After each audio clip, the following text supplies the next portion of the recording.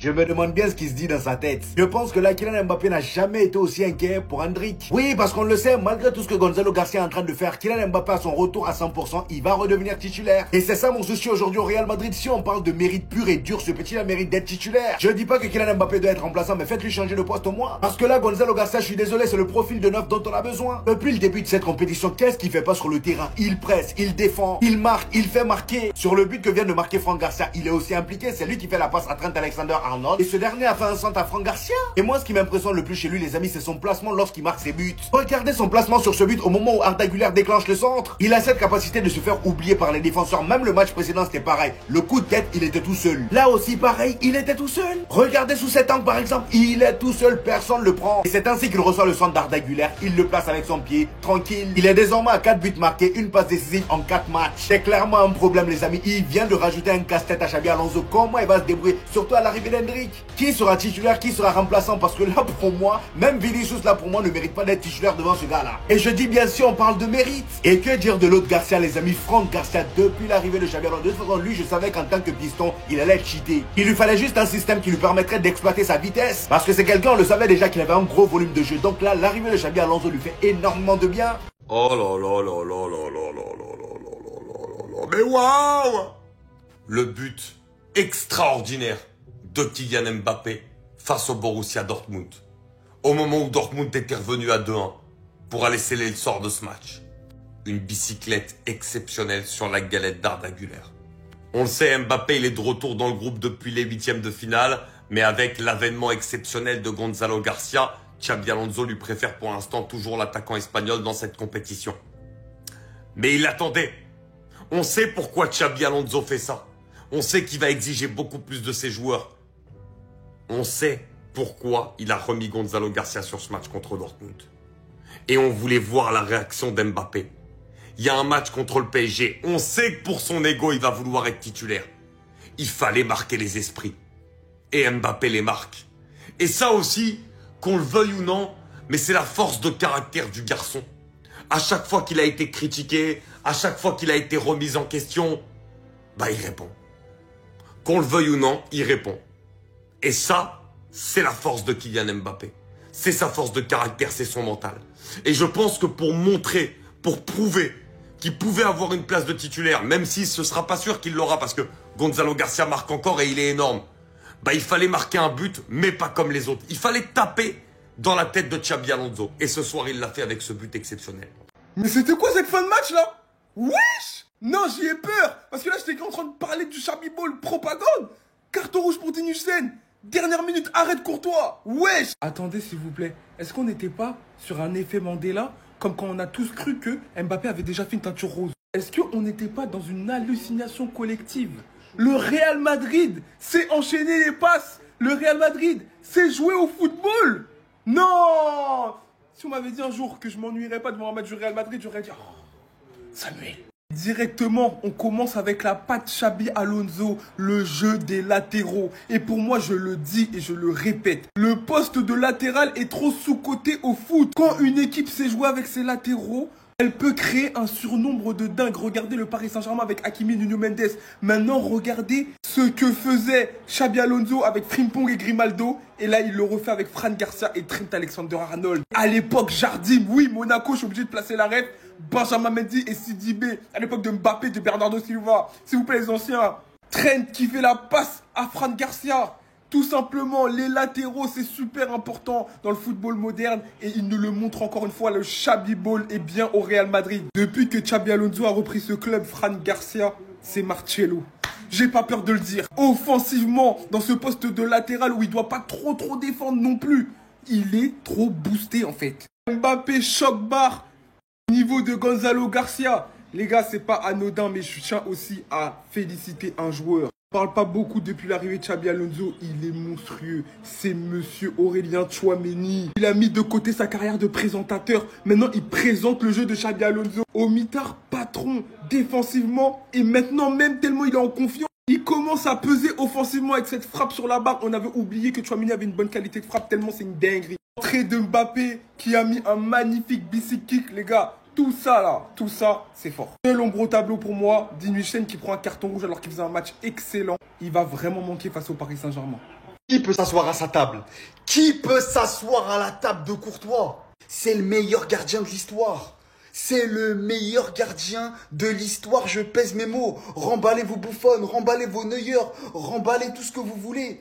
Thibaut Courtois, dans les arrêts sur sa ligne, personne ne peut le tester. Est-ce que vous vous rendez compte la concentration qu'il faut? 98e minute, dans un match où t'as quasiment rien eu à faire.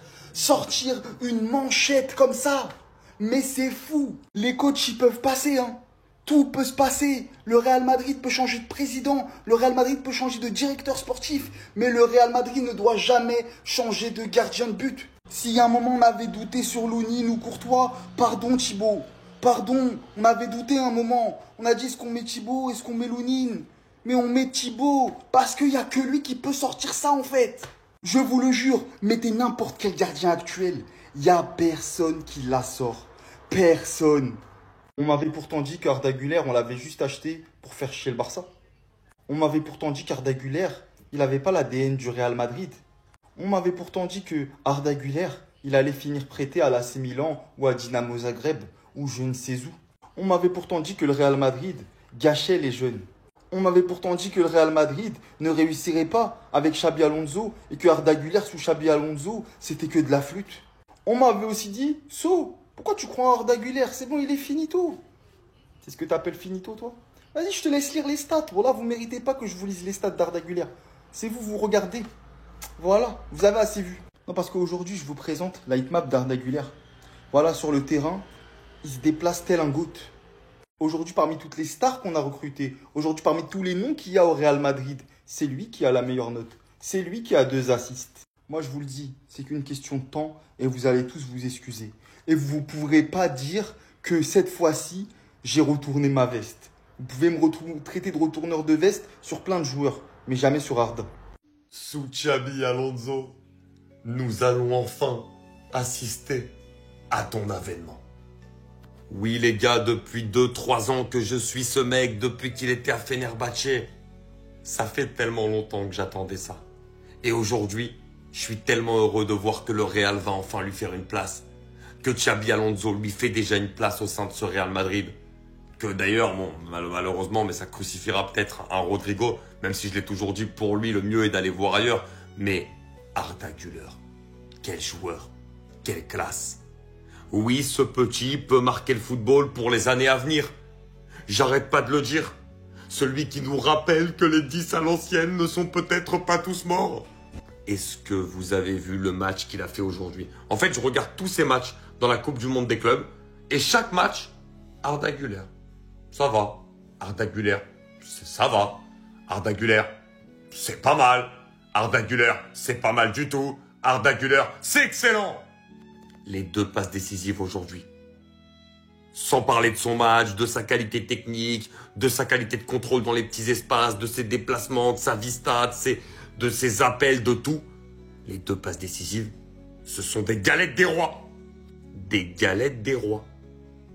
La manière dont c'est déposé sur la tête de Garcia pour le premier et la manière dont c'est déposé sur Mbappé alors que le centre il est loin. Nous sommes prêts pour l'avènement d'Arda Güler au Real Madrid sous Xabi Alonso. Vous allez dire quoi encore? À chaque fois que vous voulez le remettre en question, à chaque fois il vous fait fermer votre bouche. Vous savez ce qu'il dit? Merci pour les travaux Gonzalo Garcia. Merci beaucoup. Mais papa est de retour. Soi-disant, il peut pas mettre des buts de 9. Non, mais Mbappé, ce but, il se démarque magnifiquement pour venir passer un bicycle kick. Comme disait mon voisin Mehdi, dédicace à toi, un tip-bit. C'est ce qu'on appelle un tip-bit. Un ciseau magnifique, encore une fois, les gars. Vous allez comprendre qu'il faut respecter le kicks. Vous allez comprendre, même sans coin, même sous gastro-entérite, même sous moins 5 kilos, Monsieur Mbappé répond toujours présent. Merci pour les travaux, Kik. Merci de remettre toujours les pendules à l'heure. Les barres sur les T et les points sur les I. Mais quelle entrée. Après, on va pas cracher sur la performance de Gonzalo Garcia. Il fait une performance exceptionnelle, encore une fois. Même Mbappé était bluffé par sa performance. Mais quoi qu'il en soit, Mbappé reste Mbappé, les gars. Respectez le Kicks de Bondy. Merci beaucoup. Je l'aime pas. Je l'aime pas. Je l'aime pas. Je l'aime pas. Mais ce soir, je crois que je viens de réaliser que dans l'histoire du football, Thibaut Courtois, c'est top 3. Je peux discuter avec Buffon. Je peux discuter avec Neuer. J'ai toujours mis Casillas devant lui. Mais c'est trop un grand malade en fait. Et attention, je dis pas ça juste parce qu'il fait un arrêt de malade mental à la dernière seconde du match pour arrêter le but égalisateur de Dortmund. Mais vous pouvez me citer combien de gardiens aussi décisifs que lui? Que les choses soient bien claires. Donnarumma, Sommer, Ter Stegen, Chesney, qui vous voulez. Ederson, Alisson, qui vous voulez. C'est le meilleur gardien de sa génération, premièrement. Et deuxièmement, c'est la seule fois de mon existence que je vois un gardien seul à sa table. Qu'on vienne me dire que pendant son règne au Real, un seul, je dis bien un seul gardien sur la durée s'assoit à sa table. Il est seul au sommet, sur son trône. C'est le meilleur gardien du monde et personne parle avec lui. Personne. Sachez-le, il joue au Real. Je n'aime pas son club. Lui, je le déteste profondément. J'aime pas sa personne. De ce qu'il renvoie, bien évidemment, je le connais pas. J'aime pas ses déclarations, j'aime pas sa manière d'être, son arrogance, tout ce que vous voulez. Mais quand on parle de football, quand on parle de gardiennage, de gardien, de goalkeeper, eh ben, y a personne. Y a personne. De mon vécu, de ma mémoire, c'est le gardien le plus décisif que j'ai jamais vu de ma vie. Et j'ai pas 12 ans. Ah là là là là là. Lui, il était remplaçant, les gars. Le petit, humble, talentueux, à la patte gauche si élégante. Il a saigné le banc sous Carlo Ancelotti. Arda Güler ce soir, 90 minutes disputées, 78 ballons touchés, 2 passes décisives, 96% de passes réussies, 65 sur 68. 9 passes dans le dernier tiers, 2 chances créées, 2 passes clés, 2 duels gagnés, 2 tacles, 2 récupérations. Meilleure note du match. Je suis désolé, ça fait un petit bout de temps qu'on vous le répète. Le petit, avec le ballon qu'il a, c'est pas normal qu'il joue aussi peu de minutes. J'ai souvent répété qu'il avait fait la mauvaise décision d'aller au Real et pas au Barça. Parce qu'au Barça, on donne du temps de jeu aux mecs talentueux, aux jeunes, ça pose pas de problème. Alors qu'au Real, c'était pas le cas. Maintenant, je crois juste qu'il a trouvé son coach. Arda Güler sous Xabi Alonso, je sais pas si c'est le joueur qu'il lui fallait ou si c'est le coach qu'il lui fallait, mais en tout cas, il se fallait. Moi, je vous l'ai toujours dit, j'ai une affection particulière. Son football, son comportement, son humilité, ses déclarations, sa manière de jouer, sa compréhension du foot, son QI, même sa tête. C'est un Turc.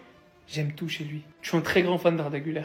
Et même si c'est chez les voisins, ça me fait chier, je vais pas mentir. Mais je lui souhaite que du bien. Et je suis heureux et content qu'il ait enfin un coach qui l'estime à sa juste valeur, qui lui donne du temps de jeu, qui lui permette de briller et de montrer à la planète foot l'étendue de son talent. J'espère pour lui que ça continuera ainsi, juste qu'il ne gagnera pas trop de trophées parce que bon, on reste concurrent quand même quoi. Bibi bibi bibi bibi bibi how habibi bibi bibi bibi how habibi habibi habibi habibi mi habibi mi habiba. Il est trop fort les gars. Mais quel est ce génie là? Carlo Ancelotti t'as du sang sur les mains. T'as pas su bien utiliser le petit gamin. Regardez les gars, c'était à la fois un mélange avec Casimiro, c'était à la fois un mélange avec Modric, c'était un mélange aussi avec Toni Kroos. Il était partout à la fois ce Turc. Je vais lui faire un bisou sur le crâne les gars. Un gros bisou sur le crâne parce qu'il a été patient. Combien de jeunes auraient abandonné, bordel de merde? Il y en aurait plein qui seraient partis au Borussia Dortmund parce qu'ils auraient lâché. Mais il aime ce club. Bordel. Regardez les stats qu'il a s'il vous plaît. 2 passes décisives les gars. 2 passes décisives là aujourd'hui. C'est extraordinaire, c'est incroyable, c'est merveilleux, c'est délicieux, c'est créatif, c'est intellectuel. Toi idiot, tu ne peux pas comprendre. C'est ça.